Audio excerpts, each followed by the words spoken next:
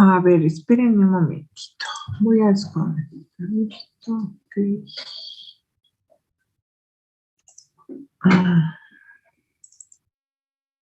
¿Ya la están viendo grande? ¿O no? Ya se ve. Ok, vamos en... Ok, bueno, ya la tenemos. Muy bien. Bueno, vamos a comenzar, chicos. Vamos a ir viendo algunas características en la sesión de hoy de la importancia que tiene, pues, el que nosotros aprendamos y conozcamos la morfología celular de nuestras células que están conformando la sangre, y qué importancia tiene también el tomar adecuadamente la muestra, qué tenemos que tomar en cuenta para todos esos factores, qué es lo que está relacionado con la hematología. Entonces vamos a ir viendo ciertas generalidades para poder empezar a entrar en tema ya la siguiente sesión un poquito más, ¿sí? Entonces vamos a hacer un recordatorio de cosas que ustedes ya saben, que a lo mejor de repente no le damos la importancia a ese conocimiento. Permítanme un momentito.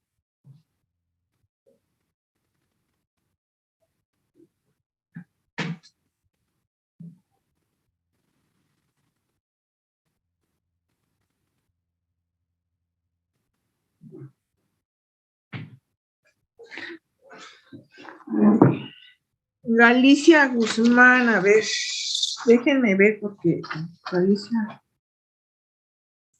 ¿Por qué te saliste, Galicia? Galicia Guillermo.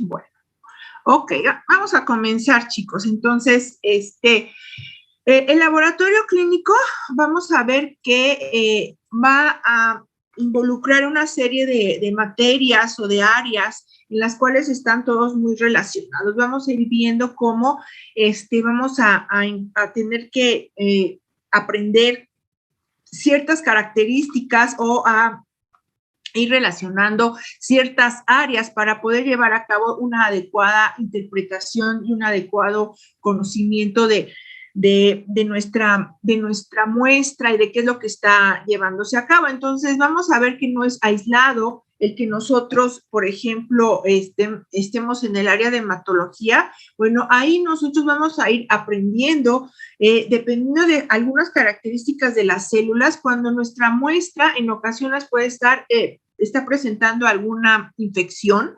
Vamos a ir conociendo esto, cómo van a ir cambiando las células. Vamos a ver cómo va a estar relacionado la inmunología, la química clínica, la genética, la biología molecular, en fin, son una serie de áreas que van a estar todas relacionadas y que van a ser importantes para poder interpretar y para tener un conocimiento más profundo acerca de lo que está ocurriendo. Entonces, desde tiempos remotos se supo o se pudo averiguar, ¿verdad? Se dio cuenta el ser humano que la sangre, pues, es la esencia de la vida. Si no hay sangre, no hay vida. Ajá.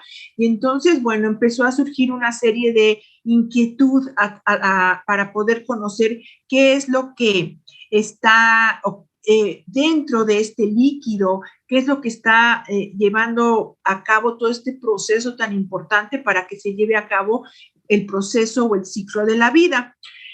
Hay personas que contribuyeron de una manera muy, muy importante para el conocimiento que tenemos hasta la fecha acerca de las células sanguíneas, de los eritrocitos, de los leucocitos y de algunos métodos que se están utilizando hasta la fecha para poder llegar a hacer el estudio de este tipo de estructuras. Entonces, dentro de las personas que más ha aportado hacia el área de la hematología, tenemos a este investigador que fue muy importante para el área hematológica, que fue Paul Ehrlich.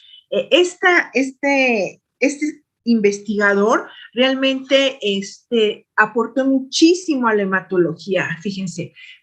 Gracias a él se tiene el método de tinción que todavía se usa a la fecha, que vamos a ir viéndolo en las sesiones de laboratorio los miércoles. Vamos a ir viendo que el fundamento realmente de la tinción es el que él estudió, digamos, él investigó y es el que se sigue llevando hasta este momento.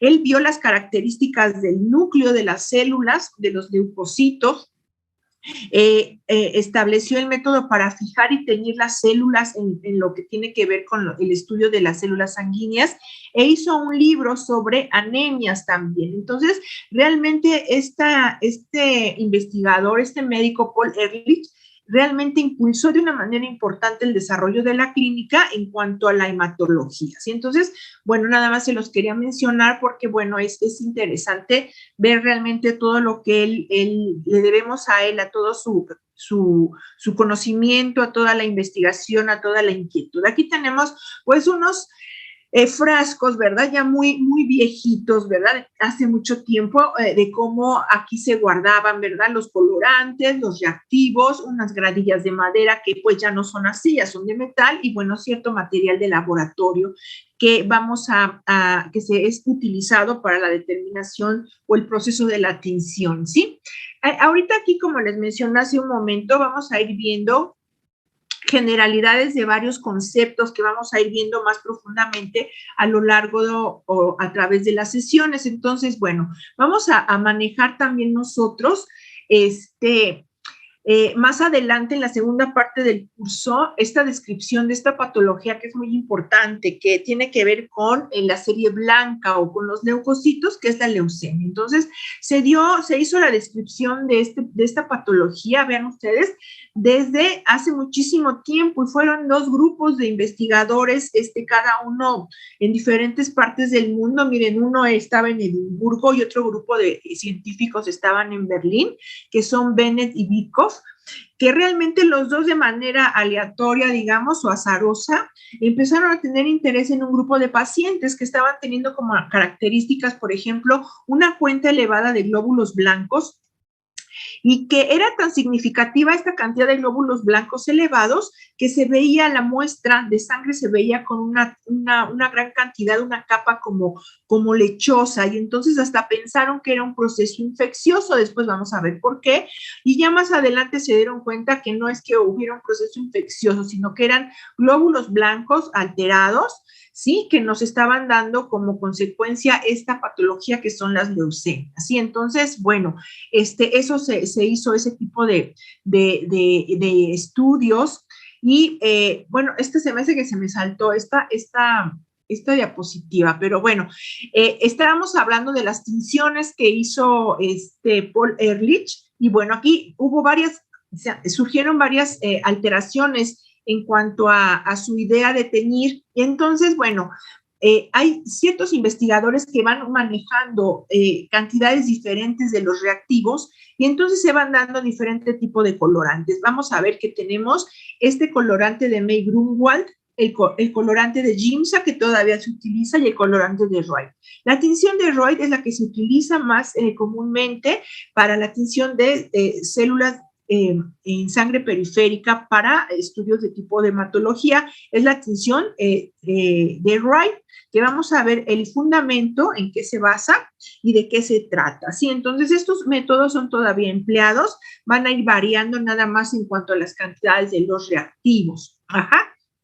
Entonces, bueno, habíamos mencionado pues la importancia que el hombre empezó a dar a este fluido que está en el organismo, de que si no hay sangre no hay vida, ¿verdad? Y que si en ocasiones la sangre estaba, pues en ese tiempo no se sabía qué pasaba, si estaba infectada o qué sucedía, pues el individuo se sentía mal, tenía malestar y podía llegar a tener, a llegar a morir, ¿verdad? Entonces, bueno, empezó a haber una serie de estudios, de tratamientos, ¿verdad? A diferentes niveles, y por ejemplo, vemos que ya empieza a surgir en la práctica de las flebotomías, no como ahora se hacen, obviamente, pero se sabía que en ocasiones, si al paciente se le sangraba, se le hacía una herida y se permitía que drenara una cantidad de sangre, en ocasiones el paciente podía mejorar. Esto ahora, si nosotros lo pensamos un poquito más, bueno, podemos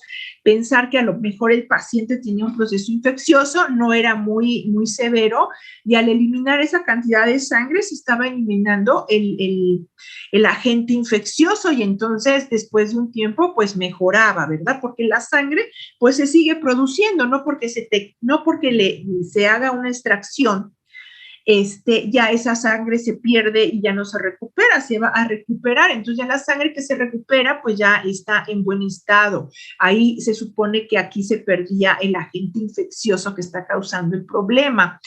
Pero esto pues no siempre se lleva a cabo con éxito, ¿verdad? Y vean aquí, por ejemplo, aquí de una manera pues como un poco chistosa, está la persona que está haciendo la incisión y vean cómo cae la sangre en este recipiente, ¿verdad? Cosa que, y al que están sangrando, pues se ve bien contento, cosa que no creo que haya sucedido, ¿verdad? Pero bueno, es una imagen de que como desde tiempos remotos se empieza a practicar este tipo de situaciones para poder sanar o para que el individuo mejore, dependiendo de qué es lo que tiene.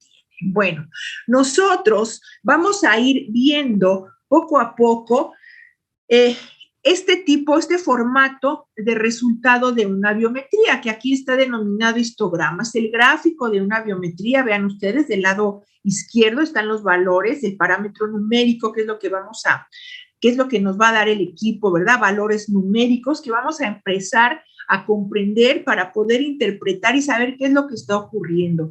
Y vamos a conocer qué significan estas siglas. Estas siglas es la abreviación de un parámetro que nos está indicando la cantidad de glóbulos rojos, el tamaño de los glóbulos rojos, la cantidad de hemoglobina que tienen, la cantidad de plaquetas, y si hay alguna forma diferente de los glóbulos rojos. El gráfico que corresponde a toda la población de eritrocitos es que está aquí, que les había yo mencionado anteriormente, que es en forma de gato, porque tiene 9 cuadrantes. Y bueno, aquí tenemos una biometría o un resultado de una muestra prácticamente normal. Vean, este puntaje, esta parte toda punteada que está en la parte central, nos está esquematizando la población de glóbulos rojos, que la mayoría está cayendo en la parte central, que es lo más adecuado, lo más correcto, pero vean que hay algunos puntos que se salen hacia otros cuadrantes. Esto lo vamos a aprender a interpretar. Estos dos gráficos que están aquí abajito en forma de campana de Gauss también los vamos a empezar a interpretar. Es el tamaño de los glóbulos rojos y el contenido de hemoglobina que tienen los glóbulos rojos. Y los del lado derecho, estos son ya de serie blanca, que vamos a ver en la segunda parte del curso. ¿Alguna pregunta o duda, chicos, hasta aquí? No oigo sus voces. Profesora. Pueden contestar, profesora, todo claro. Agradecer. Muchas gracias. Ok, entonces esto lo vamos a ir viendo, vamos a ir aprendiendo a esto, a interpretar. Y bueno, vamos a ver que para estudiar nosotros la sangre vamos a partir de una muestra que es muy importante, que va a ser la biometría. Vamos a utilizar el tubo de la biometría y hacer un frotis o un extendido de sangre periférica, que bueno, desgraciadamente por la situación no lo vamos a poder hacer de una manera práctica, de una manera experimental, nada más se los vamos a mostrar los miércoles en la sesión de laboratorio, pero bueno, se tiene que llevar siempre unido estos dos tipos de estudios, que es la biometría, que sería esto, que es este resultado que se procesa en un equipo y que nos las da un equipo sin que nosotros hagamos ningún cálculo, así tal cual, y un frotis, que el frotis lo tenemos que hacer. En la mayoría de los laboratorios, o se debería en la mayoría de los laboratorios hacer un frotis o un extendido de sangre periférica por cada muestra de biometría. Pero esto va a depender después, va a depender básicamente de cómo da este parámetro numérico, porque si este parámetro numérico está dentro de los valores normales, ya sea un paciente que sea básicamente tipificado ya en el área de hematología. Si no es de hematología, si es de un área en general, no se hace frotis, cosa que, bueno, eso lo van a ir viendo ustedes más adelante en la práctica, cuando ustedes estén en un laboratorio. El frotis va a estar sugerido cuando alguno de los parámetros que tenemos nosotros aquí está fuera de los valores de referencia, ya sea por arriba o por debajo. Entonces eso nos está indicando que algo está funcionando de una manera inadecuada. Entonces se sugiere hacer un frotis para poder establecer una comparación y ver qué es lo que está presentándose de una manera rara, ¿sí? Entonces, bueno, se tiene que obtener la muestra. Aquí se dice que la muestra se obtiene fácilmente. Bueno, esta muestra se va a obtener fácilmente dependiendo del paciente, ¿verdad? Porque hay pacientes que son más difíciles para realizar la toma que otros, dependiendo de la edad, del peso del paciente, de la enfermedad del paciente, de las condiciones en las que se encuentra el individuo. Entonces, bueno, nosotros vamos a estar capacitados para poder hacer la toma de muestra del brazo, básicamente, de la vena cefálica. Vamos a verlo eso el miércoles. Y si no se puede del brazo, bueno, tenemos que buscar la vena que más nos pueda dar una toma adecuada. Puede ser de la mano, puede ser de un dedo, en fin, uno se va volviendo experto y va adquiriendo habilidad conforme va tomando uno muestras. Al principio, como en todo, pues nos va a costar trabajo, vamos a estar muy nerviosos y se nos puede zafar hasta la aguja de la vena y complicar la toma, ¿no? Pero bueno, eso lo tenemos que ir practicando también. ¿Para qué nos va a servir la toma de muestra? Bueno, vamos a tomar nuestra muestra para tener nuestro valor de biometría y un frotis, ¿sí? Bueno, en el frotis vamos a hacer un recuento, en el resultado de la biometría se va a ver el recuento de células rojas, leucocitos y plaquetas, así de manera general, y en el estudio de la extensión o frotis nos va a servir para valorar los cambios morfológicos que tenemos en las células. Por eso es importante conocer la morfología normal, la morfología característica de nuestras células sanguíneas.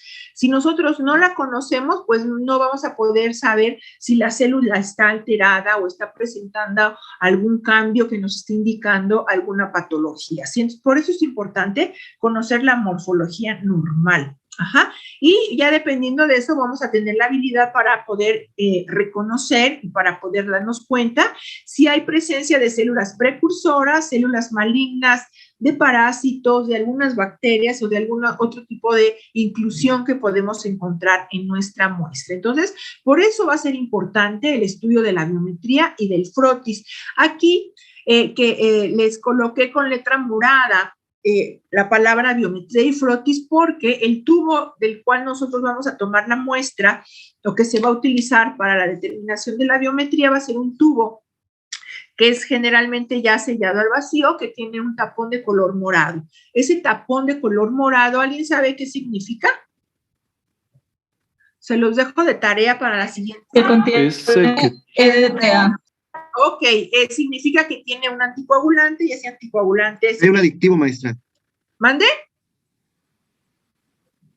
Trae un adictivo. Ajá. Entonces, bueno, va a tener un anticoagulante que vamos a ver qué características tiene ese anticoagulante, por qué tiene ese tipo de anticoagulante, porque vamos a ver que hay varios tipos y no son todos los que se van a utilizar. Hay uno en particular que va a tener ciertas características. Bueno, siguiendo con un poquito de la historia de la hematología, vean, aquí tenemos a otro investigador, a Malpighi, desde 1600, vean ustedes, él se dedicó a observar y a publicar acerca de las estructuras de los eritrocitos, fue el primero que se interesó en este tipo de estructuras y bueno, las empezó a estudiar. Estas son las que vamos a empezar nosotros a estudiar en 1 o 2 semanas, que veamos ya ahorita características celulares. Vamos a entrar de lleno a conocer características de los glóbulos rojos.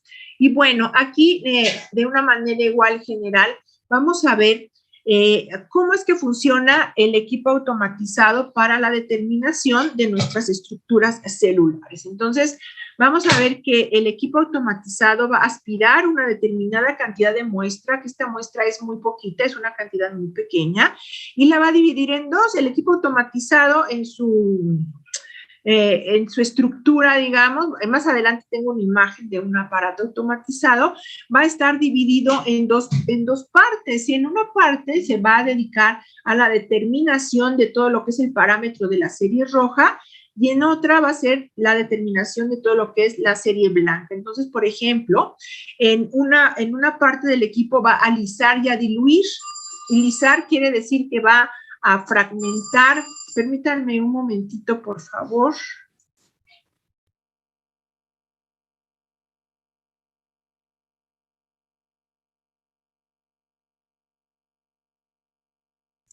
Perdón, lisar quiere decir que va a romper la membrana celular, se va a liberar el contenido y va a diluir. Y entonces ahí se va a determinar, por ejemplo, la hemoglobina y los glóbulos blancos. Ajá. Y por la otra parte, que va a ser una parte diluida y sin lisar, se va a determinar glóbulos rojos y plaquetas. Así de manera muy burda, se los estoy mencionando, pero bueno, son mangueritas muy pequeñitas, de unos diámetros muy pequeños, y bueno, es toda una serie de un mecanismo muy complicado realmente la determinación de todo esto, ¿sí? A mí lo que me interesa aquí es que ustedes vean algunas características que se pueden manifestar en el equipo automatizado y que nosotros tenemos que estar muy pendientes, porque si no estamos checando cómo está funcionando nuestro equipo automatizado, nos puede estar dando resultados erróneos, pero porque lo estamos tratando mal al equipo. ¿A qué me refiero? A que no nos fijamos si está con una cantidad adecuada de reactivos, si los reactivos están colocados en la manera como debe de ser, si son de la marca que recomienda el proveedor, si no están sucios, si las mangueras están adecuadas, si se le está dando un control de calidad adecuado. Todo eso es importante, porque si no se maneja de una manera adecuada el equipo, pues nos va a dar resultados erróneos que no van a poder darnos una información verídica de lo que está ocurriendo en la muestra que se está procesando, ¿sí? Entonces, bueno, vamos a ver, de acuerdo a las células rojas, ¿verdad?, de los eritrocitos, cuál sería como el fundamento que se utiliza para la determinación de los eritrocitos. Entonces, bueno, vamos a tener unas opciones necesarias para poder administrarle al equipo. Se va a pasar por un orificio que van a estar dentro de las mangueras, o sea, nosotros nada más vamos a colocar la muestra y la va a absorber.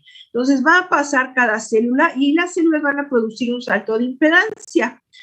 Y esto es lo que el equipo va a empezar a detectar y que, bueno, va a empezar a hacer una serie de determinaciones, de gráficos y de un conteo, que eso es lo importante.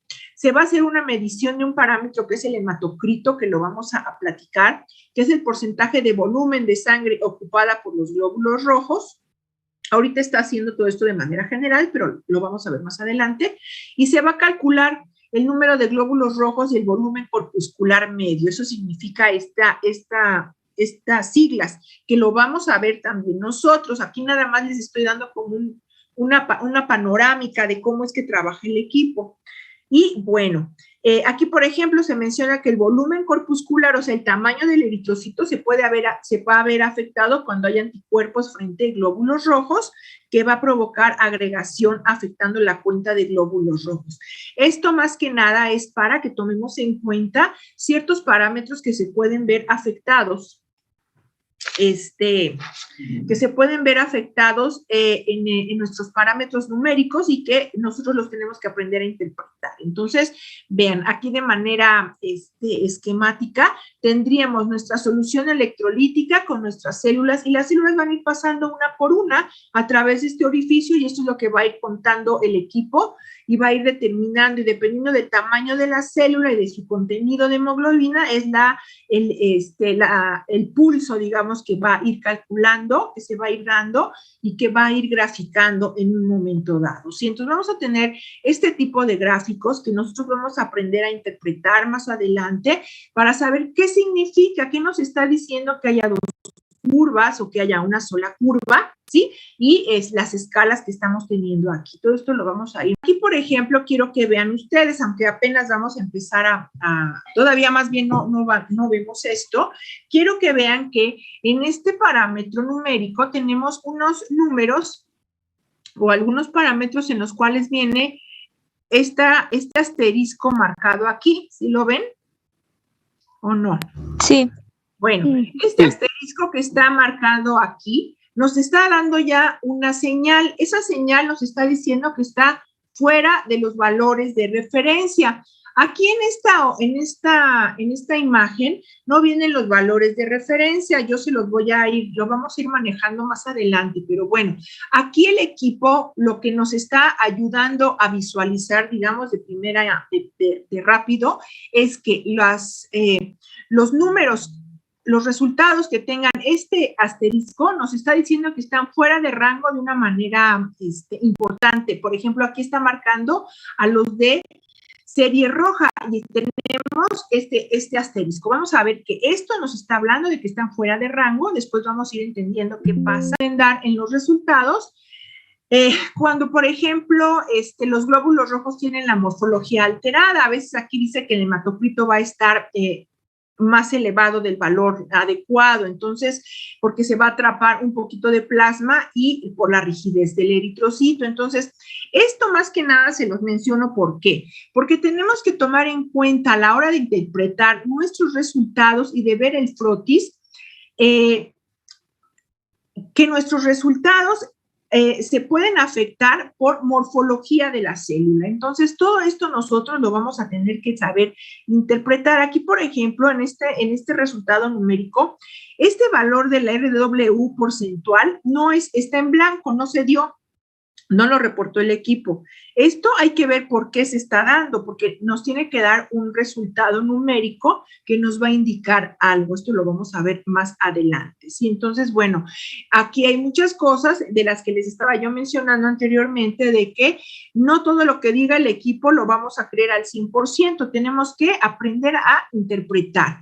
Aquí, por ejemplo, también vamos a ver más adelante, cuando veamos la estructura, la síntesis de la hemoglobina, vamos a ver que las hemoglobinas van a ser muy diferentes en un bebé o en un recién nacido que en un adulto. Van a ir siendo van a ir variando los valores, van a ser de diferente característica dependiendo del proceso evolutivo del individuo. Entonces, bueno, aquí nada más son unas características que menciono, porque es importante que lo sepamos nosotros para poder interpretar. Por ejemplo, aquí se menciona que la hemoglobina va a permanecer constante durante el primer año de vida, después va a ir disminuyendo, van a ir variando, y cuando es un recién nacido, son valores muy elevados y al poco tiempo empieza a decaer los valores de hemoglobina. Vamos a ir viendo también por qué, ¿sí? Entonces, los adultos mayores, por ejemplo, van a tener hemoglobina también muy baja ya. Vamos a ver el por qué. O sea, todo tiene una razón.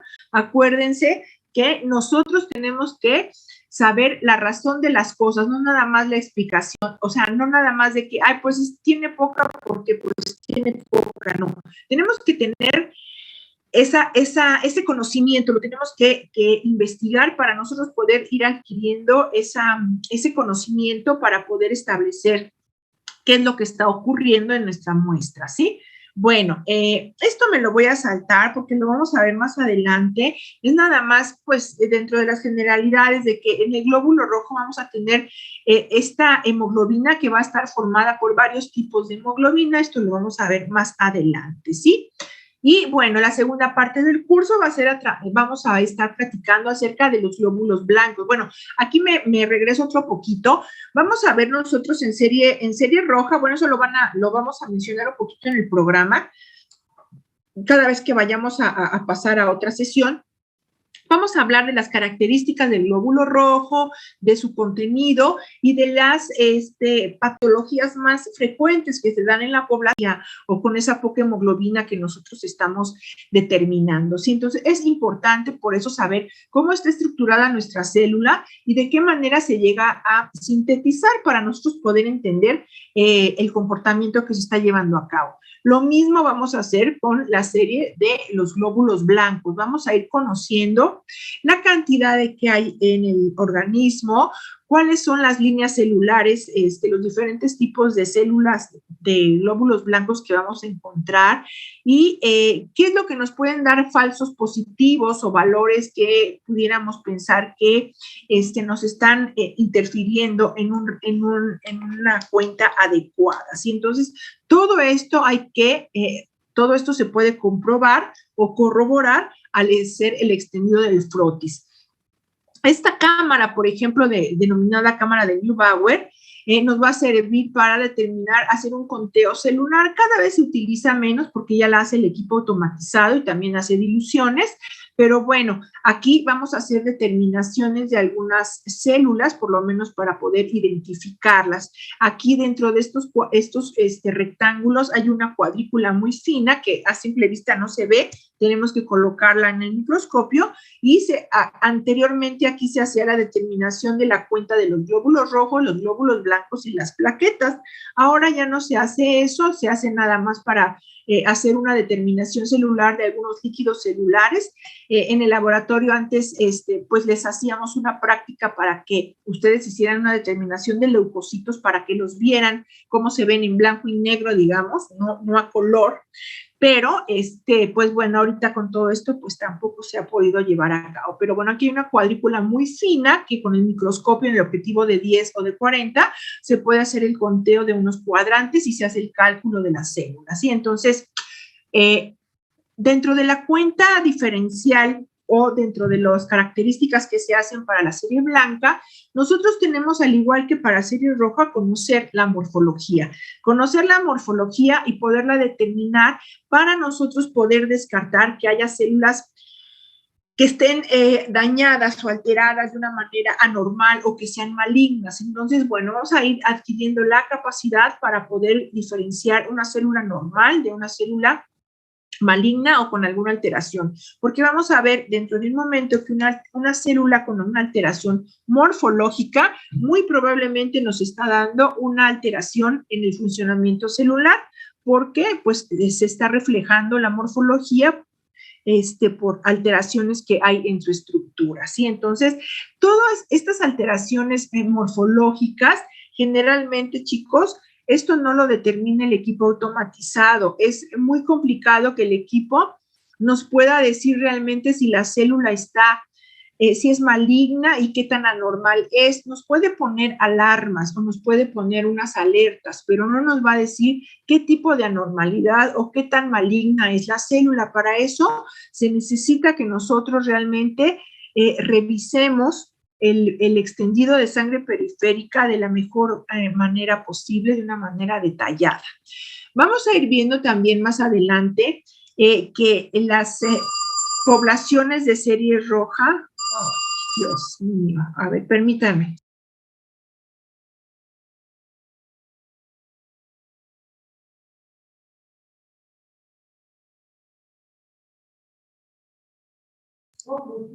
Perdón, vamos a ir viendo que las poblaciones de serie blanca, dependiendo de características que vamos a ir mencionando, como es tamaño celular, relación del núcleo con el citoplasma, qué tan segmentado está su núcleo, qué tanta presencia de cierta granulación hay en el citoplasma, se van a ir ubicando en diferentes lugares de nuestro gráfico y de esta manera nosotros vamos a poder identificar a nuestras células, ¿sí? Dependiendo del lugar en donde se vaya ubicando la población.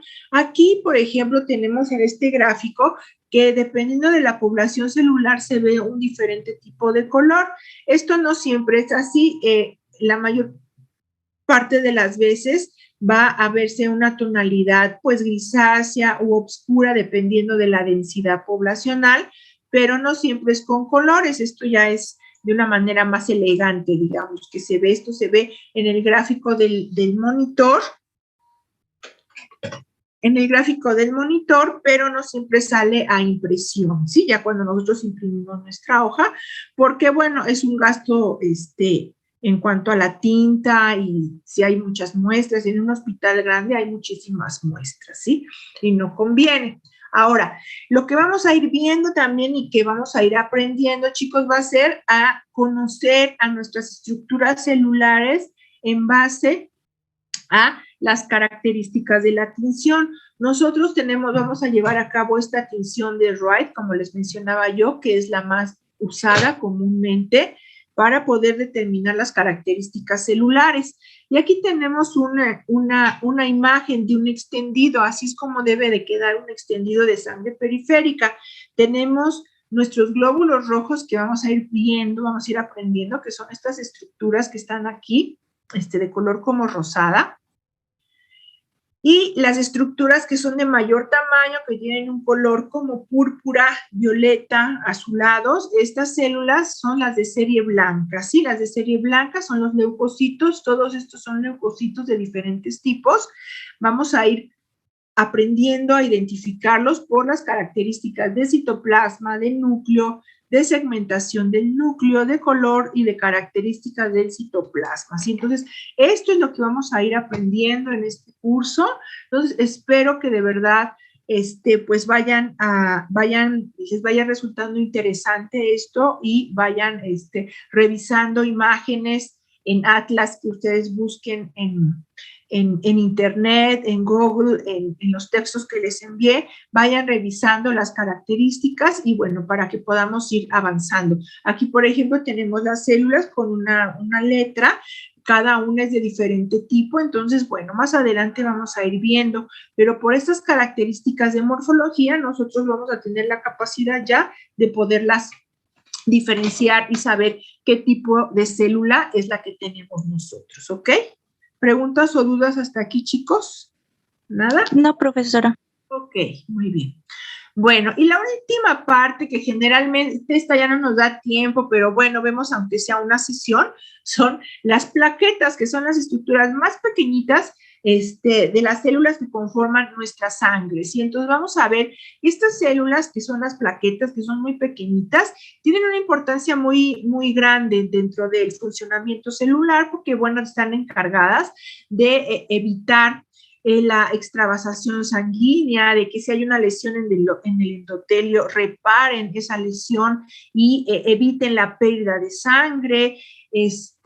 Van a tener una serie de gránulos dentro de las plaquetas, de su estructura, que van a activar la coagulación, van a formar el coágulo, van a tener también la capacidad de degradar al coágulo, en fin, una serie de situaciones que son muy importantes. Entonces vamos a ver de todas estas estructuras celulares que son glóbulos rojos, glóbulos blancos y plaquetas, las principales patologías que se pueden presentar en el individuo y que nosotros a través del resultado de la biometría y de la morfología podemos hacer la determinación del probable diagnóstico. ¿Por qué es probable diagnóstico? Porque nosotros no somos los médicos, nosotros vamos a apoyar el diagnóstico del médico. El médico va a mandar una solicitud con un probable diagnóstico o con un diagnóstico, ¿verdad?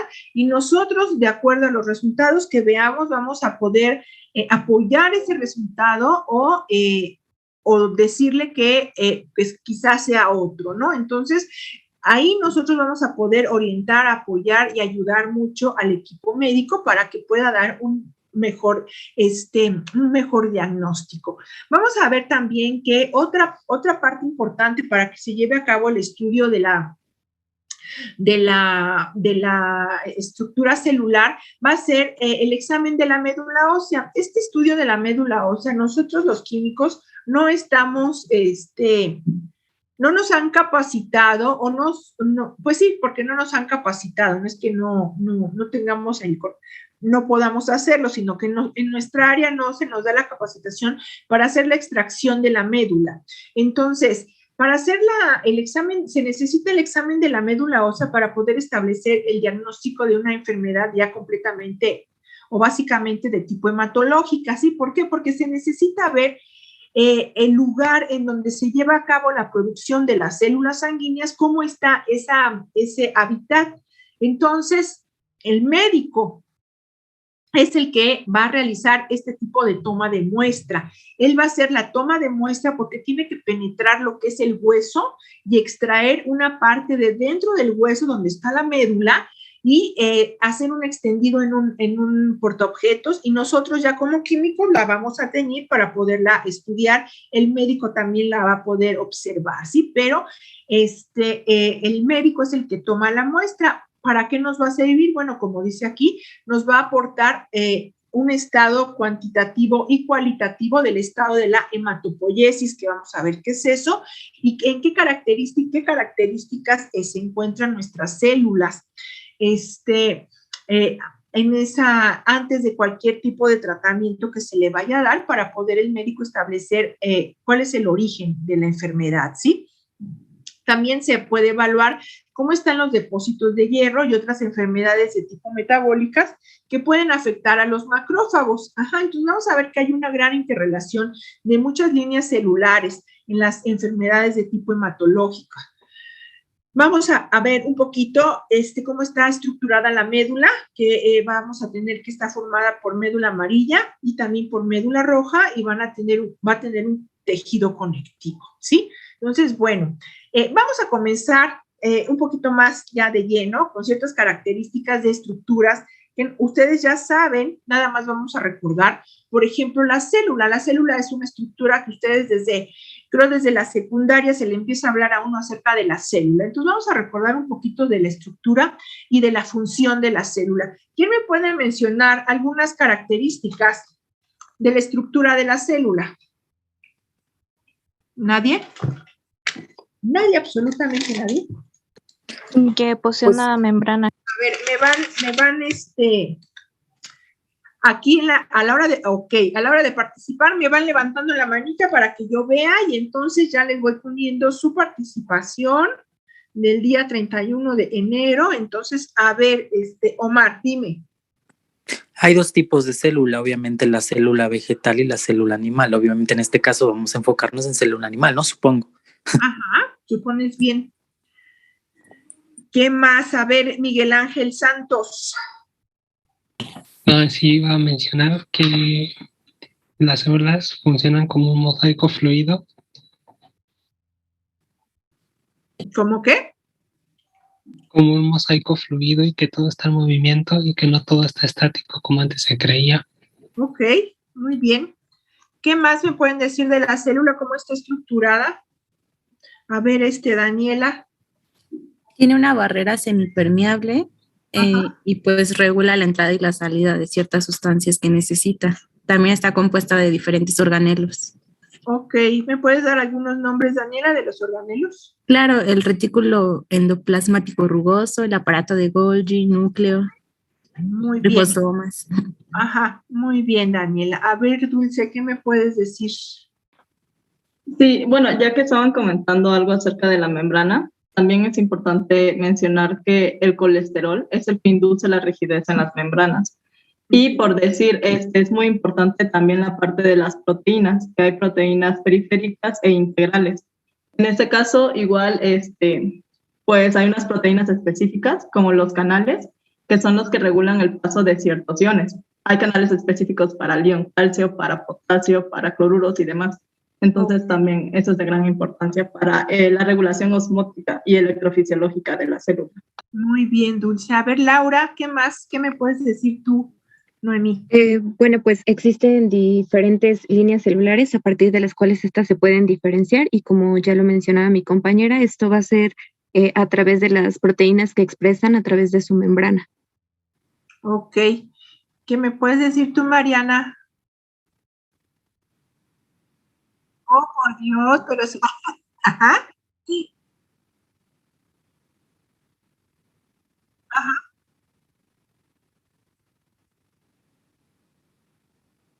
Ok, muy bien.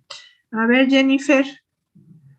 Bueno, que en una de sus funciones es lleva a cabo diversas reacciones de tipo metabólicas para obtener energía. A ver, Leonardo. Que el material genético se encuentra en el núcleo, y dentro del núcleo también hay muchas estructuras, como por ejemplo las proteínas, que se encargan de la regulación y protección también de este material genético. Ok, a ver, Fernando Torres. Sí, que bueno, justamente puede tener diferentes funciones estructurales, secretoras, de defensa, de control, reproductoras, metabólicas, justamente para el manejo de la energía, donde se puede transportar pues, el oxígeno en la sangre y demás. Ok, muy bien. Bueno, vamos a ver, la mayoría pues tienen fresco el conocimiento. Vamos a ir nada más integrando algunos conceptos para que vean ustedes que, bueno, todo eso que ya nos habían dicho, que ya sabemos, y así para sacarle un poquito más de jugo. Entonces, bueno, aquí tenemos esta diapositiva que dice estructura celular. Tenemos del lado izquierdo las diferentes partes que están formando parte de nuestras células, así que sería lo que ustedes ya me mencionaron: membrana, citoplasma, el retículo endoplásmico rugoso, el liso, aparato de Golgi, lisosomas, en fin, nucleolo, núcleo. Así está estructurada nuestra célula en general, y todo esto que nosotros estamos viendo de diferentes maneras, ¿verdad? Como membrana, como citoplasma, como organelos, van a estar a su vez estructurados por los componentes que están del lado derecho, que tenemos, que son proteínas, lípidos y carbohidratos. Ajá. Y ya de la parte del núcleo, bueno, tenemos los ácidos nucleicos, vamos a tener enzimas y también energía que se necesita para que toda esta estructura celular pues esté bien sintetizada y esté trabajando de una manera adecuada. Entonces tenemos ahorita que tener bien presente, chicos, que por ejemplo, si nosotros tenemos una membrana que está trabajando o que está cumpliendo con sus funciones de una manera adecuada, quiere decir que la membrana está bien estructurada, ¿sí? Si está bien estructurada, quiere decir que sus componentes básicos pues están de una manera adecuada. ¿Cuáles son? Bueno, la membrana va a estar básicamente formada ¿de qué? De proteínas, de lípidos y carbohidratos, de diferentes proteínas, diferentes lípidos y de diferentes carbohidratos, pero en general estos tres componentes que van a estar formando parte de la membrana se encuentran de una manera adecuada, tanto en cantidad como en calidad, al igual que el citoplasma o al igual que cuando están los lisosomas. O sea, cuando nuestro organelo, nuestra estructura está bien, es porque proteínas, lípidos, los elementos base están en cantidad y en calidad adecuada. Entonces, vamos a ir viendo más adelante que cuando un eritrocito, por ejemplo, está mal estructurado en su membrana, puede ser por varias razones. Y esas razones pueden ser, por ejemplo, aquí rápidamente les puedo decir por 3. Puede ser porque, cuando está mal estructurado, puede ser porque o las proteínas están mal, o a lo mejor los lípidos, o a lo mejor los carbohidratos están mal. Y entonces la membrana, la estructura de la membrana ya no va a ser íntegra, ya no va a estar al 100%. ¿Y qué va a pasar? Va a empezar a tener un mal funcionamiento. Entonces, vamos a ir viendo cómo algunas de las patologías más frecuentes, por ejemplo, en los glóbulos rojos, van a depender de una mala cantidad de proteínas o de una mala calidad de lípidos o de algún problema en la presencia de carbohidratos. Entonces, esto nos va a estar dando como consecuencia una calidad en la estructura que ya no es al 100%, y eso nos va a dar un mal funcionamiento. Esto lo tenemos que tener bien presente. Y cada una de las estructuras de nuestra célula, pues ya sabemos que tiene una función particular. Por ejemplo, el aparato de Golgi, en algunas estructuras celulares, chicos, por ejemplo, en las células plasmáticas, ¿se acuerdan ustedes de dónde derivan las células plasmáticas? ¿Quién ya llevó inmuno? Nadie. Son linfocitos. Ajá, ¿provienen de qué tipo de linfocitos? ¿T o B? De los B. De los B. Bueno, cuando tenemos células plasmáticas, nosotros para poderlas diferenciar, una de las características que vamos a tener morfológicamente, lo vamos a ir viendo, es que vamos a poder observar lo que es el aparato de Golgi. Ajá, lo vamos a hacer evidente. ¿Alguien me puede decir cuál es la función del aparato de Golgi? ¿Para qué sirve? ¿Para qué le sirve a la célula el aparato de Golgi? ¿No es el que transporta las proteínas en vesículas? Sí las va a transportar en vesículas, pero tiene otra función el aparato de Golgi, no es nada más transportador de vesículas. ¿No era el que, modificaba las proteínas para que tuvieran su estructura final? Las va a ir haciendo específicas, ¿sí? Las va haciendo específicas. ¿De qué manera las va haciendo específicas? ¿No se acuerdan? ¿Qué les adhiere a la estructura? Les adhiere carbohidratos o... Ajá. les va a adherir un carbohidrato para hacerlas específicas y entonces ya las va a ir haciendo selectivas para que se vayan hacia una zona u otra zona de la célula, ¿sí? Entonces, el aparato de Golgi va a marcar a ciertas proteínas, con un carbohidrato para hacerlas específicas. Entonces, nosotros vamos a ver más adelante y les voy a decir de qué manera nosotros podemos hacer evidente el aparato de Golgi. Ahora, ¿qué otra cosa nosotros vamos a hacer evidente en la estructura celular? Bueno, vamos a ver el citoplasma, nosotros vamos a ver el núcleo, vamos a ver nucleolos, vamos a ver los lisosomas. ¿Qué son los lisosomas? ¿Qué es un lisosoma? ¿Qué función tiene en la célula? El lisosoma. Son vesículas que contienen sustancias para degradar, ¿no? Por ejemplo, ROS, bueno, sí, ¿no? Se llaman ROS. Exacto, van a ser gránulos que contienen proteínas o enzimas, ¿sí? Que van a ayudar a la célula en la función que tenga, ¿sí? En determinada función. Entonces, los lisosomas los vamos nosotros a observar. ¿De qué manera? En forma de gránulos. Los vamos a observar en algunas células. Entonces, vean ustedes que estas estructuras que nosotros estamos mencionando aquí como parte de la célula, hay muchos que nosotros vamos a poder identificar y dependiendo de ellos vamos a poder caracterizar algunas estructuras celulares. Entonces, bueno, aquí tenemos este esquema de cómo siempre nos han mostrado cómo está la estructura celular.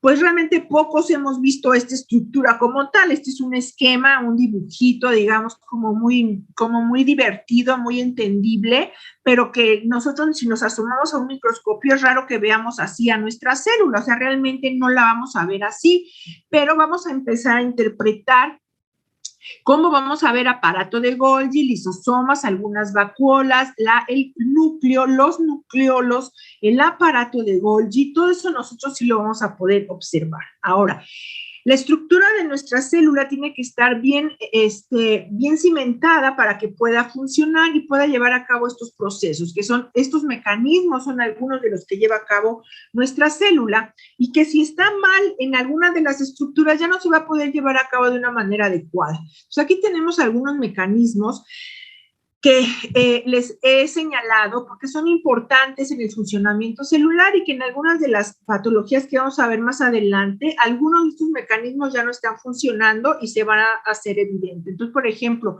vamos a tener el mecanismo de la señalización a través de los receptores de membrana. O sea, si está mal la membrana, que tenga carencia de algo o que no tenga bien los receptores, ya no se va a poder llevar a cabo este proceso. Vamos a tener factores de crecimiento que van a favorecer, como lo dice aquí, el crecimiento de alguna línea celular en particular. Hay veces que estos factores de crecimiento no están funcionando de una manera adecuada porque no se están produciendo en el linaje celular adecuado. Se va a llevar a cabo una adherencia celular, que también si la adherencia está fallando porque la membrana no está adecuada, llevándose a cabo esta señalización o los receptores estén presentes, pues no se puede llevar a cabo una adherencia adecuada y ya no va a haber este mecanismo importante, ¿sí? Y el metabolismo en el cual se va a ver involucrado más la cantidad de energía y las enzimas, que también cuando estas empiezan a depletarse o no hay una buena cantidad de energía, pues esto no se puede llevar a cabo. Entonces vamos a ir viendo varias patologías en las cuales va a irse manifestando alguna alteración particular en la actividad y en la estructura de nuestras células. Entonces, aquí nada más a grosso modo, vean ustedes, el mecanismo de señalización. Se va a empezar a dar un paso de información, ¿sí? De la célula del exterior al interior. Aquí se va a llevar a cabo, ya que se pasó la información, va a haber un efecto en el núcleo que nos va a dar como resultado una respuesta celular. Pero si nosotros tenemos ya dañada la membrana o el citoplasma, vamos a tener una alteración en la estructura.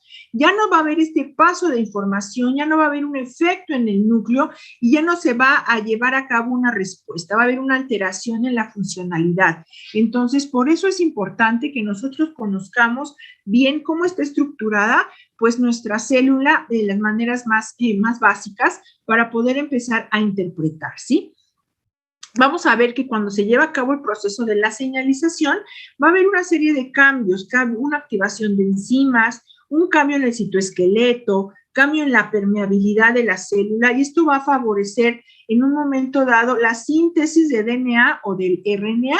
Entonces, todo va llevando una consecuencia en la actividad celular. Y nosotros vamos a ver esto en cuanto a la manifestación de ciertas patologías, ¿sí? Y esto lo vamos a poder determinar nosotros en muchas ocasiones por la alteración de nuestras células en cuanto a la morfología y por la, pues, alteración en la funcionalidad. Aquí nada más, pues, en esta diapositiva está mencionado de manera general, pues, todas las características en cuanto a la función que pueden tener nuestras células, dependiendo del tipo de célula que sea. Bueno, vamos a tener que están involucradas con la información genética, va a llevar a cabo un proceso de división celular, tienen una capacidad de autorregulación, esto es si está funcionando la célula de manera adecuada. Recordemos que si la función no se está dando como debe ser, esto ya va a empezar a fallar, y es cuando vamos a empezar a tener la manifestación de patología, ¿sí? Va a intervenir en todas las funciones del organismo dependiendo del tipo de célula y, bueno, van a responder a estímulos. Entonces, bueno, esto sí está la estructura intacta, si está una estructura adecuada, pues se lleva a cabo una función celular también adecuada. Aquí, por ejemplo, en la estructura del cromosoma, que viene siendo parte del núcleo de nuestra célula, nosotros vamos a poder observar esta estructura que es parte de la cromatina, que es parte del DNA, de los cromosomas, perdón, que van a estar conformando el material genético. Entonces, hay veces que vamos a poder ver nuestra cromatina compacta o laxa, eso lo vamos a aprender también a observar, y vamos a poder determinar en qué estadio se encuentra nuestra célula. Aquí, por ejemplo, tenemos una imagen en la parte superior de dos estructuras celulares, en una tensión de Wright, y abajo tenemos un esquema, ¿no? O sea, un dibujito nada más. Entonces, por ejemplo, del lado derecho, donde está mi cursor, ¿sí ven el cursor, chicos? ¿Sí lo ven? Sí. Sí. Donde está mi cursor, tenemos una célula, que es una célula precursora de serie roja, que más adelante va a dar lugar a un eritrocito. Aquí todavía tiene núcleo, pero este núcleo se va a eliminar de este citoplasma y, bueno, va a dar origen a esta estructura que es el eritrocito. Y la imagen del lado izquierdo, esta estructura es una célula todavía más indiferenciada, que está de mayor tamaño. Si vemos, ustedes aquí sí vamos a empezar a ver características, por ejemplo, el núcleo o la cromatina en esta célula, en la célula que está del lado izquierdo, es un núcleo mucho más grande. Vean, es un núcleo grande, aquí es un núcleo más pequeño.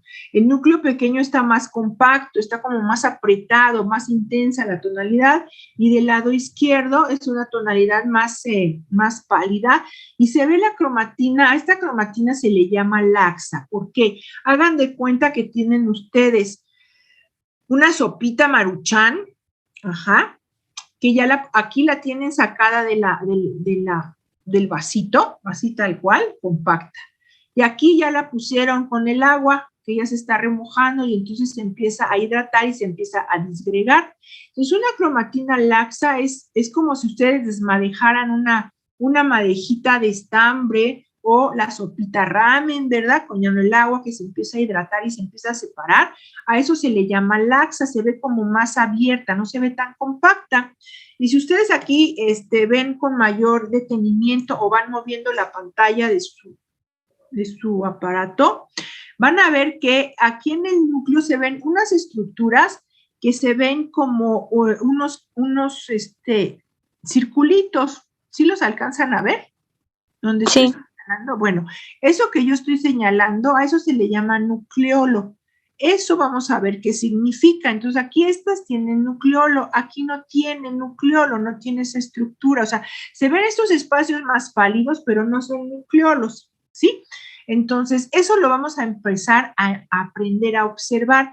Vean ustedes este citoplasma que es con una tonalidad muy diferente a este citoplasma que es como un poco gris, como un poco lila. Este es un citoplasma un poco más azul, ¿sí?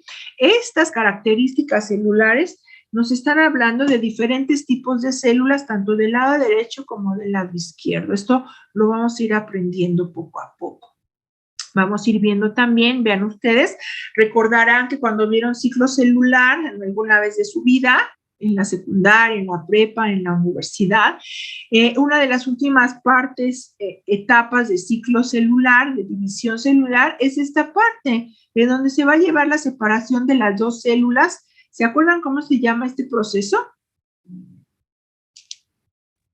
Citocinesis, es la citocinesis, es la separación de las dos células hijas. Vean ustedes aquí cómo están unidas todavía por un poquito de citoplasma. Ajá. Aquí se van a separar ya y ya se dieron origen o se formaron las dos células hijas. Vean ustedes, las dos tienen núcleo y las dos tienen citoplasma. ¿Ok? Bueno. Aquí ya están completamente separadas. Vean ustedes las dos células con su núcleo, con su citoplasma. Entonces, bueno, ciclo celular también es importante recordar algunas cosas porque vamos a ver en el proceso de las enfermedades de serie blanca, en las leucemias, que uno de los tratamientos que se dan están basados en ciclo celular, como son las quimioterapias. Las quimioterapias, el tratamiento de la quimioterapia, su fundamento de cómo funcionan los medicamentos es en base al ciclo celular. Recordemos nada más del ciclo celular que está formado por estas dos etapas, que es la interfase y la mitosis. En la mitosis tenemos un ordenamiento que se va a ir dando del material nuclear en diferentes etapas y vamos a tener estas fases, ¿verdad? La fase G1, S y G2, que van a llevar a cabo diferentes procesos de evolución en el proceso de ciclo celular. Y que va a estar regulado este ciclo celular va a estar formado, por señales extracelulares, factores de crecimiento y vamos a tener puntos de control. Vamos a ver más adelante también que estos puntos de control, cuando no están funcionando de una manera adecuada, si no están censando, ¿qué es lo que va a suceder? Bueno, no se van a detectar los errores y entonces es cuando se manifiesta un problema, una célula con alteraciones, como puede ser una célula maligna que ya se está desarrollando. Cuando esto sucede es porque los puntos de control en el ciclo celular no funcionan, y no funcionan porque hay problemas en las proteínas que codifican, que están dirigiendo a los puntos de control. Entonces, bueno, el punto de control tiene como objetivo permitir que cada fase se lleve a cabo por completo y rectifica errores en el proceso. Pero si los puntos de control, las proteínas que intervienen no están bien sintetizadas o están con alguna alteración, no va a poder rectificar estos errores. El error se manifiesta y tenemos una célula neoplásica generalmente, ¿sí?, que se está reproduciendo. Entonces, bueno, vamos a tener aquí, por ejemplo, tenemos todas estas proteínas y aquí tenemos, por ejemplo, dentro de los puntos de control tenemos P21, en donde está ciclina B, P27, ciclina E, P16, P21, P53. Cuando alguna de estas proteínas que tiene que ver con los puntos de control no se encuentran en cantidades o en calidad adecuada, es cuando los puntos de control no funcionan y se desregulariza todo ciclo celular y tenemos manifestaciones de células generalmente con problemáticas, con manifestaciones de que sean células malignas, principalmente. Bueno. Vamos a ir aprendiendo también a identificar, de acuerdo a la morfología, cuando una célula está alterada por alguna alteración dentro de su estructura o cuando está en el proceso de apoptosis.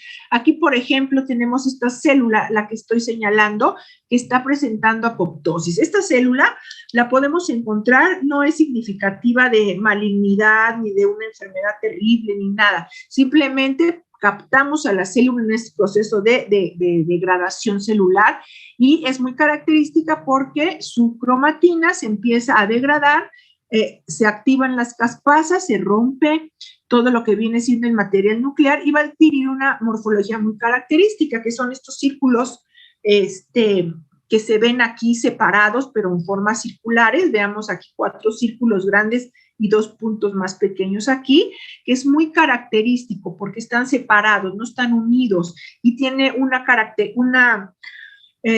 una cromatina ya diferente a la de otras células, como más lisa, como más compacta. Eso también lo vamos a poder identificar, vamos a ir conociendo características de nuestras células. Vean esta otra, está en apoptosis también, tiene muchos circulitos porque ya se rompió el material nuclear por las caspasas y se ven estas estructuras circulares independientes, no unidas, ¿sí? Entonces, bueno, todo esto vamos a ir pues observando, identificando, interpretando. Ajá. Ya también como parte del curso de serie blanca, pues vamos a empezar a ver células neoplásicas que nos van a dar ese tipo de padecimientos que son las leucemias y que generalmente se van a manifestar, como les mencionaba yo, porque hay alguna alteración en el ciclo celular, ¿sí? Entonces, se van a empezar a manifestar. ¿Preguntas o dudas hasta aquí, chicos? ¿Ya se durmieron? No, profesora. No, todo bien. Profesora, aquí seguimos, todo claro, gracias. ¿Cómo van? ¿Están muy cansados? ¿Todavía me aviento otro ratito de clase o ya no quieren? ¿O como era la primera clase, creyeron que no iba yo a dar nada? ¿Cómo van? Díganme. Yo voy bien. Iba a haber clase. Recordando, todo bien. Recordando. Ok, Sí. bueno, vamos a ver otro poquito. O sea, tengo cuarto para las 7. Vamos a ver unos 15, 20 minutos más de sesión, ¿sí?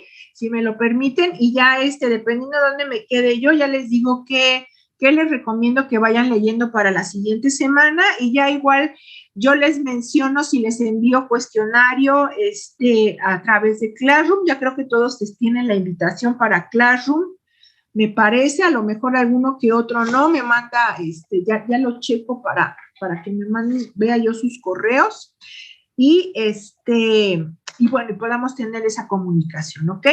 Bueno, para comenzar a hablar acerca de todas nuestras estructuras celulares, pues vamos a partir de algo muy básico, que es la fase del desarrollo embrionario, ¿sí? Más que nada nada más para recordar y para tener más presente algunas características muy específicas de nuestras células.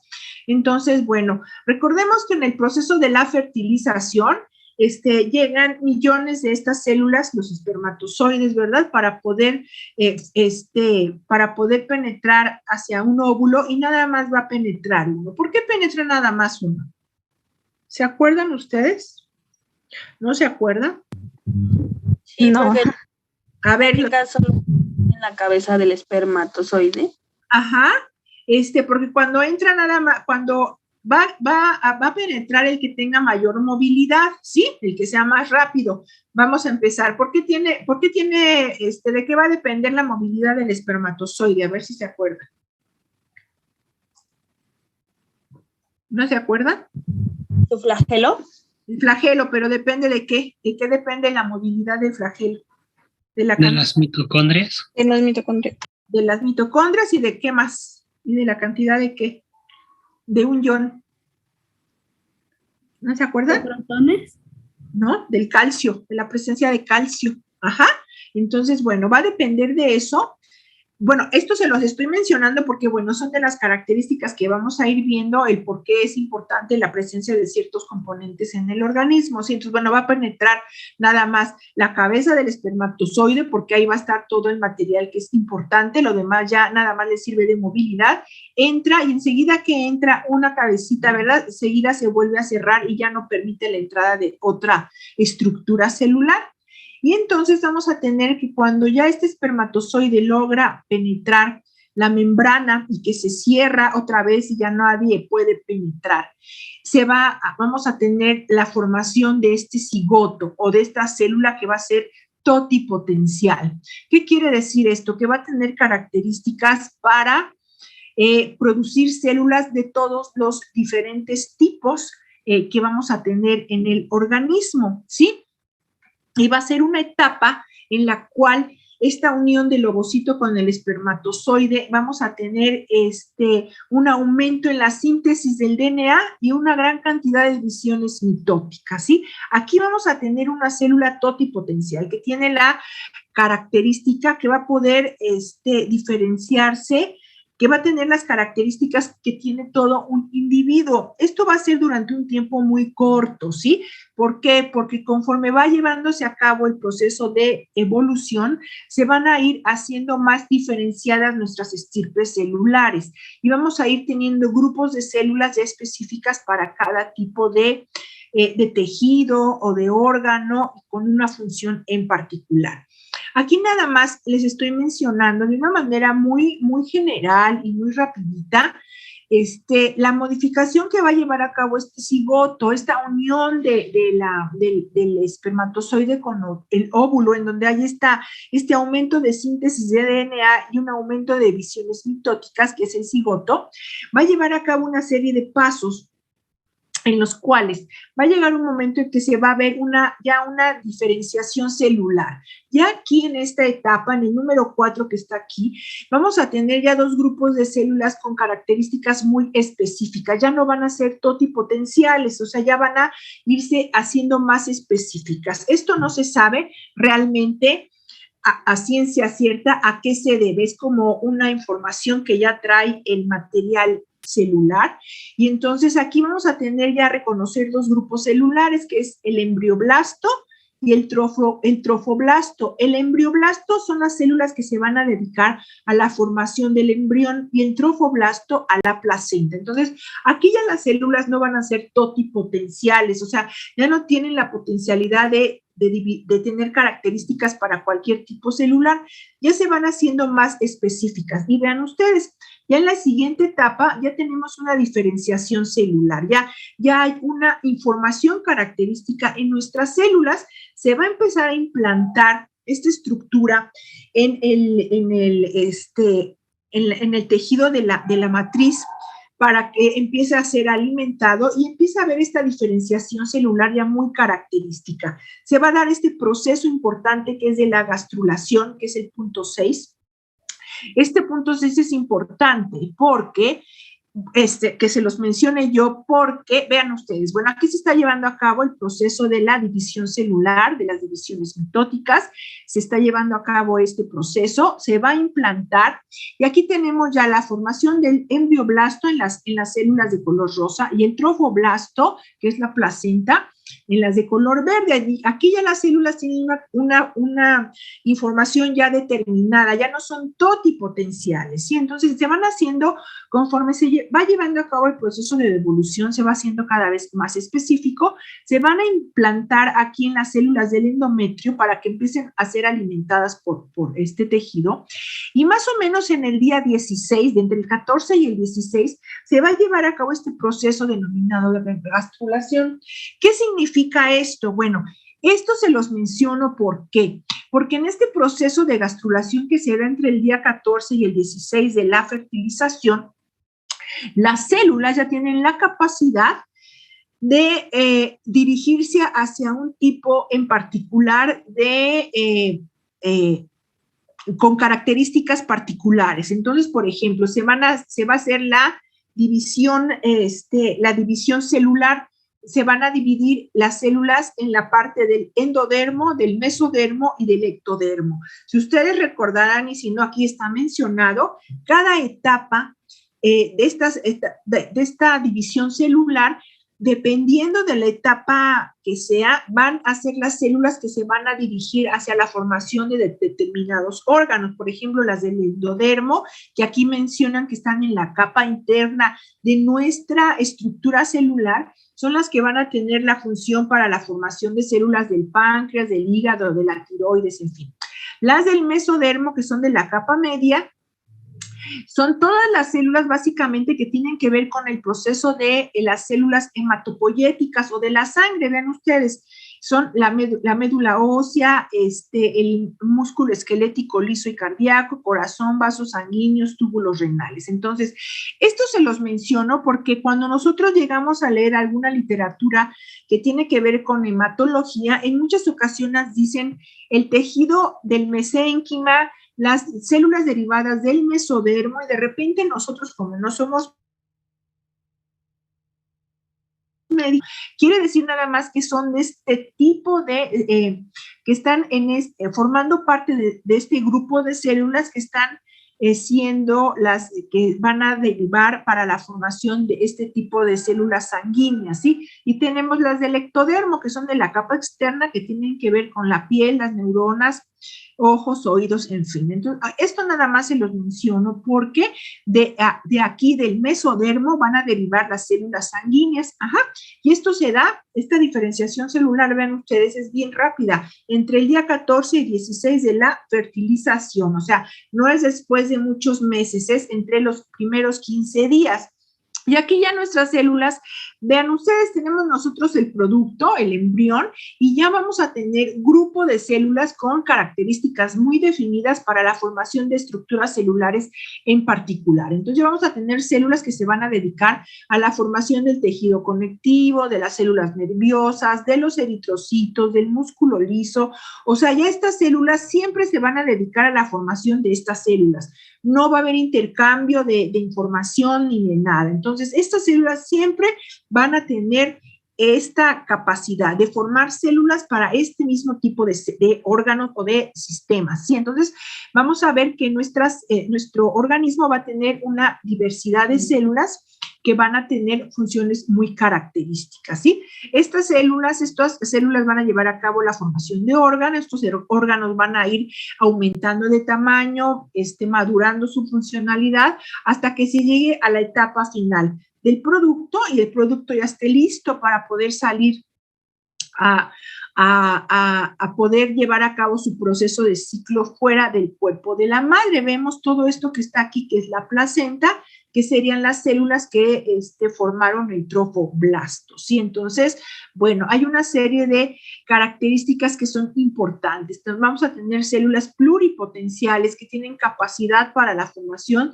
de muchas características dentro de nuestro organismo.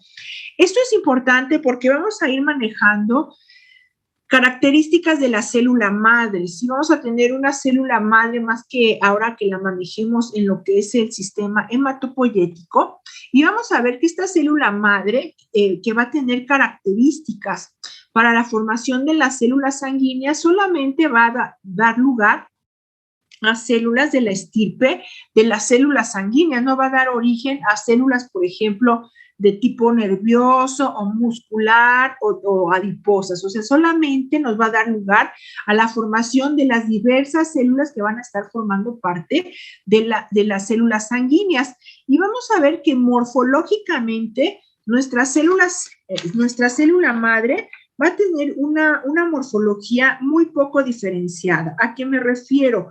A que la célula madre solamente vamos a poderla identificar así morfológicamente, o sea, de verla, nada más porque tiene núcleo y tiene citoplasma. Pero con esto, nosotros no podemos decir, por ejemplo, en una muestra de sangre periférica, que lo que vemos con estas características sea una célula madre, porque generalmente las células que nosotros vamos a ver con esta morfología en una muestra de sangre son los linfocitos.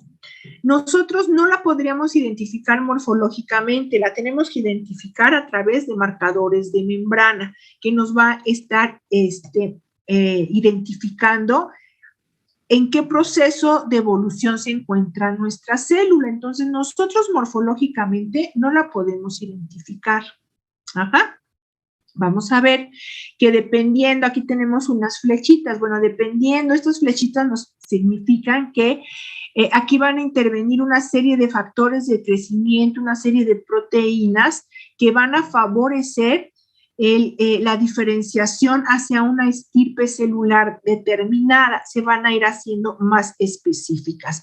Entre más específicas vaya siendo nuestra célula, ¿sí?, más características morfológicas definidas va a tener hacia un linaje. Por ejemplo, aquí tenemos una célula con unas características y aquí con otras características.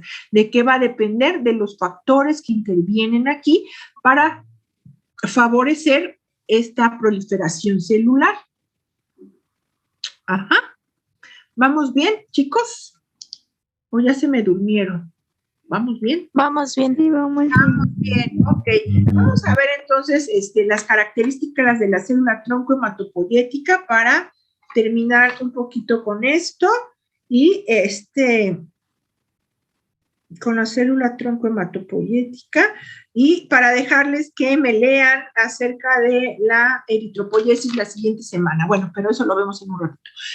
Entonces, características de la célula tronco hematopoyética. ¿Por qué es importante que lo veamos? Bueno, porque de aquí van a derivar todas nuestras células sanguíneas, ¿sí? Entonces, vamos a ver que hay algunas patologías en las cuales va a estar dañada la célula a nivel de la célula hematopoyética tronco, y entonces por eso vamos a tener células defectuosas, ¿sí? O puede ser más abajo el problema, ¿sí? En la línea de diferenciación. Entonces vamos a tener que la célula tronco hematopoyética es una célula progenitora, ¿sí? Estas son las características que va a tener nuestra célula tronco hematopoyética o célula madre, ¿sí? Que es una célula progenitora. Las células progenitoras, les recuerdo, no las podemos identificar morfológicamente. O sea, quiere decir que de verla no podemos saber que se trata de una célula troncohematopoyética. O sea, tenemos que hacer una diferenciación más específica.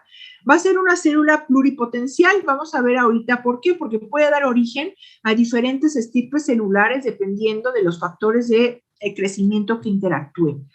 Va a ser una célula indiferenciada morfológicamente, ¿sí? Porque no nos da las características típicas de un linaje celular, ¿sí? Va a tener antígenos específicos de membrana. Esto sí nos va a ayudar a poderla identificar, ¿ok? Y va a tener una característica muy particular la célula tronco hematopoyética. Va a tener una capacidad de dividirse, que es una capacidad simétrica y una asimétrica. Por eso, esta célula tronco hematopoyética va a tener la capacidad de autorrenovarse, de que se mantenga la clona, porque se va a poder autorrenovar por esta capacidad de división simétrica y asimétrica, o sea, se va a poder diferenciar. Entonces, estas células troncohematopoyéticas o las células madres son las únicas que van a tener esta característica de tener estos dos tipos de división, de la simétrica para mantener la clona y de irse diferenciando hacia células más maduras, porque entre más madura sea una célula, ya va a ser con más características específicas. Entonces, estas células, entre más diferenciada, pues ya no va siendo una célula progenitora, ya va siendo más específica, ¿ok? Aquí vamos a ver, déjenme ver, ok. Aquí, por ejemplo, tenemos una célula madre. Esta célula madre va a tener la capacidad de dividirse.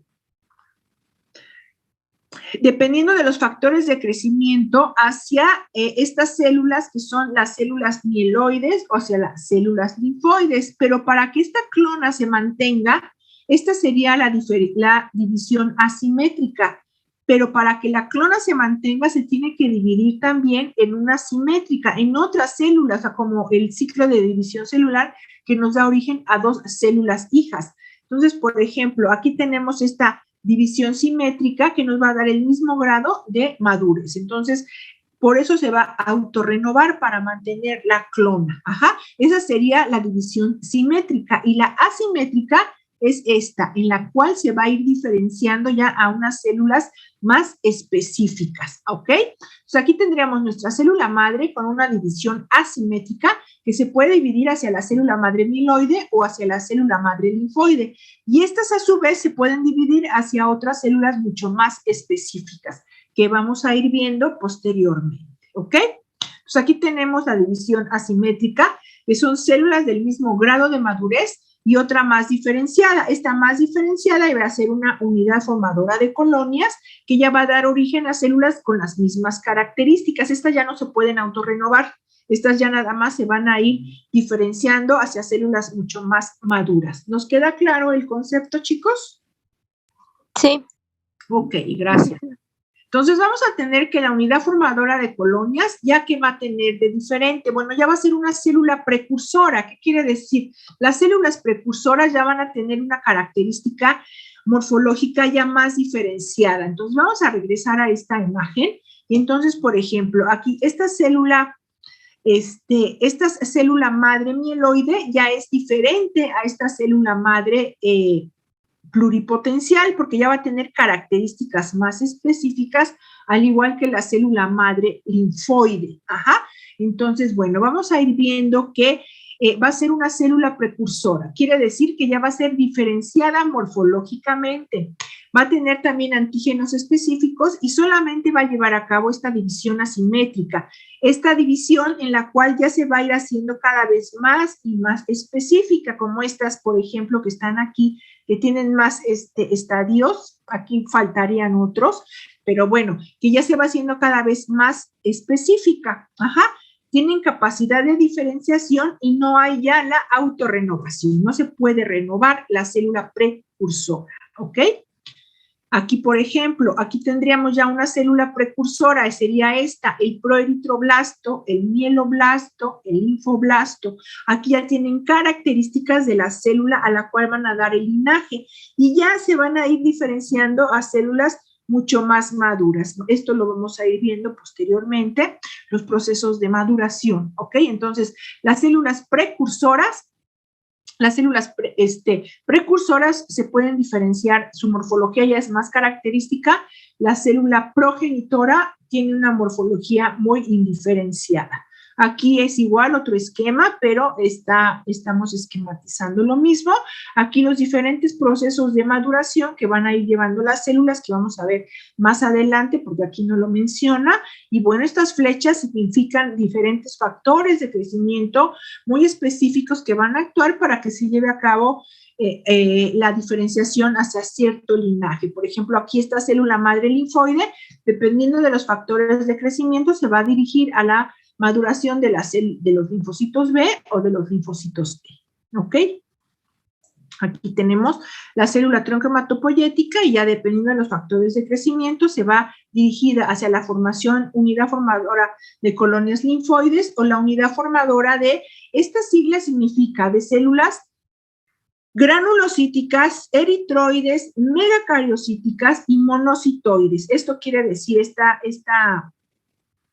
abreviación de GEM, eso significa células granulocíticas, eritroides, megacariocíticas y monocitoides, que serían las que están aquí en esta imagen, aquí están un poquito más claras, que serían las células eritroides, la de los que nos va a dar origen a las plaquetas, que serían los megacariocitos, las células, las G, que serían las granulocíticas, y la M de monocitoides, ¿ok? Ok, entonces dentro de las características de médula ósea, ya nada más con esto voy a terminar para que no se les haga tan pesado. Características de médula ósea, vamos a ver, las características de médula ósea van a ser, vamos a ver la estructura, cómo está estructurada, cómo es el microambiente, qué estirpes celulares vamos a tener ahí y vamos a ver que ahí se va a llevar a cabo la proliferación y la diferenciación de la célula madre. Bueno, miren, del programa que les envié por Classroom, si ustedes tienen, ahorita lo pueden abrir el documento o si lo ven más adelante, ahorita ya prácticamente vimos los primeros puntos, todas la introducción, la importancia y características celulares y morfología. Ahorita ya estamos empezando a ver hematopoiesis y célula madre o médula ósea, que bueno, les voy a dejar, bueno, esto se los voy a terminar de dar, las características de médula ósea la siguiente semana, y entonces les voy a pedir de favor que lean de los textos que les envié también, de la literatura que les envié, que chequen, me vayan checando el concepto de eritropoiesis, las características en las etapas de maduración de proeritroblasto hasta eritrocito maduro, por favor, y las estructuras del eritrocito.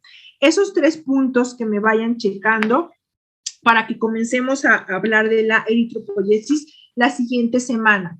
Y yo creo entre el día jueves y viernes les mando el cuestionario, ese sería el primer cuestionario que me van ustedes a resolver, que generalmente la fecha límite para la entrega es el lunes a las 5 de la tarde, son 10 preguntas. Entonces, No sé si tengan alguna pregunta, alguna duda. Sí, yo tengo una. La última era la morfología del eritrocito. Ajá. Gracias. La estructura del eritrocito. Sí, vienen ahí en el programa que les envié de teoría. Ahorita nada más les estoy mencionando para que, bueno, tengan una idea qué es lo que van a leer. Es el concepto, o sea,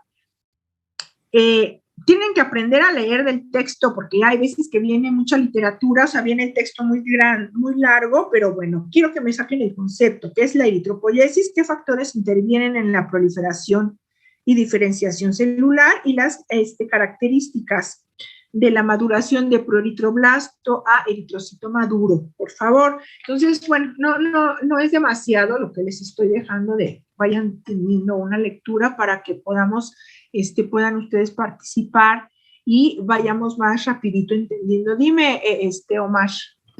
Disculpe la interrupción, maestra. Los que nos inscribimos apenas hoy, ¿a qué correo le tenemos que enviar para que podamos ser accesados al Classroom? Ay, sí, ¿verdad? A ver, me tienen... Sí. Sí, para que más fácil. Miren, les voy a pedir de favor que cuando ahorita se pongan, se registren, se den de alta en Classroom, el correo sea de preferencia de Gmail. ¿Sí? Ok. Sí. Pues hay problemas y no pueden ustedes accesar. Déjenme, ahorita les doy. Mi correo es Ari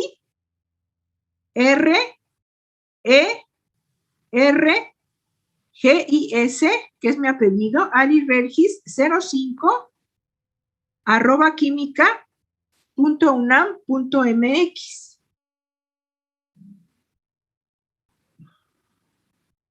Entendido. Ok. Ya sea que a ese correo me envíen ustedes su correo y yo les mando la invitación y ya para que los pueda yo tener en el listado, porque si todos los que a todos los que anoté después que no están en el listado, pues no tienen la invitación a Classroom, ¿verdad? Entonces, para que me envíen, por favor, a ese correo su correo y ya les pueda yo mandar la invitación, ¿ok? Ok, gracias, profesora. De nada. ¿Alguna otra pregunta, chicos? Tengo anotados a 30. Bueno, sí, porque hay dos que no están. Somos 33. Bueno, espero que sigamos los 33, que no se den de baja nadie, ¿verdad? Y que ya seamos los que vamos a trabajar. ¿Preguntas o dudas, chicos? Y ya dependiendo de cómo nos organicemos ahorita en el de Classroom, si no, ya después les pido que alguien me haga de favor un grupo del WhatsApp para más rápido ahí comunicarnos cualquier cosa. Siento que es más rápido luego en el WhatsApp. Dime, Magdalena. Bueno, me quedé con una duda. En una diapositiva mencionó que CFC era célula formadora de colonias. Ajá. ¿Esas son las células precursoras bueno, es que no entendía a qué se refería? Ok, sí, espérame, ya vi.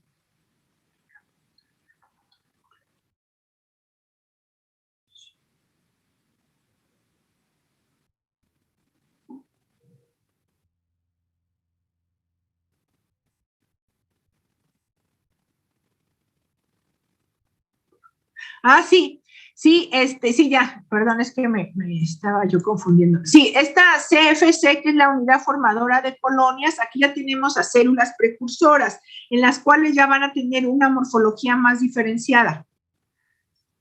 O sea, aquí estas células ya no se pueden autorrenovar, ya no son célula madre, haz de cuenta, por eso ya van dirigidas hacia una diferenciación celular. Nada más van a tener división asimétrica. ¿Ok? Ok, gracias.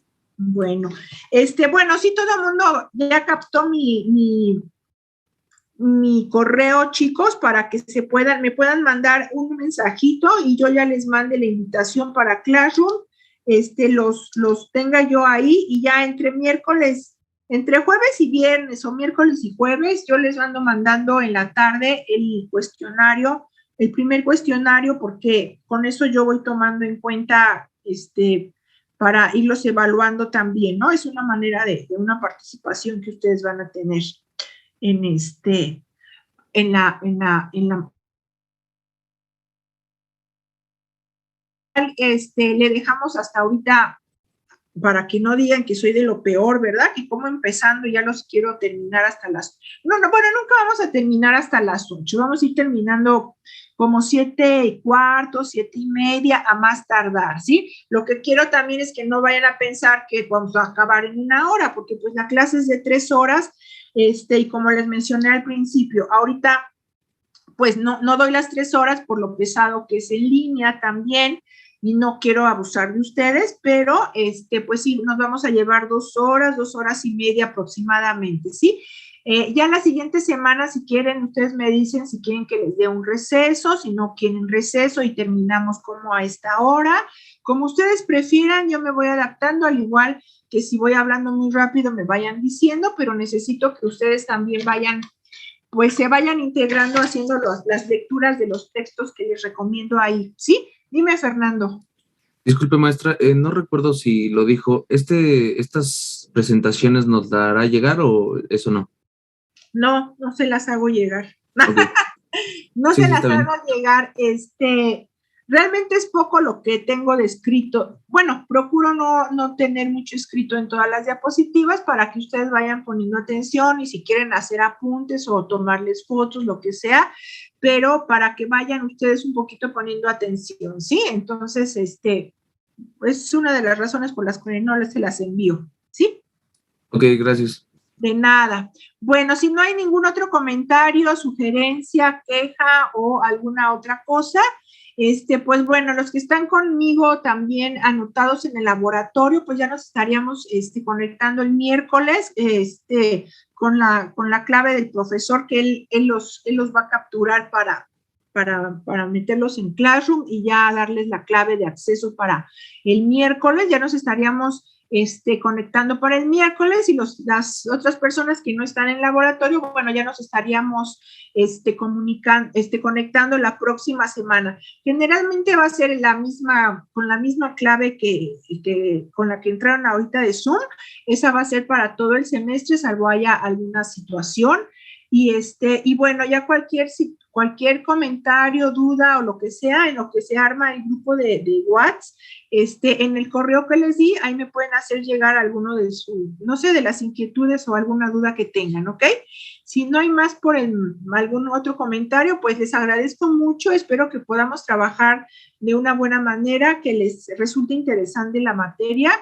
Y pues bueno, que tengan buena tarde, noche, cuídense mucho y que tengan excelente inicio de semestre y curso en todas sus materias, jóvenes? Muchas gracias, profesora. Nos vemos. Nos vemos la siguiente clase. Hasta luego. Muy bien, hasta luego. Hasta luego.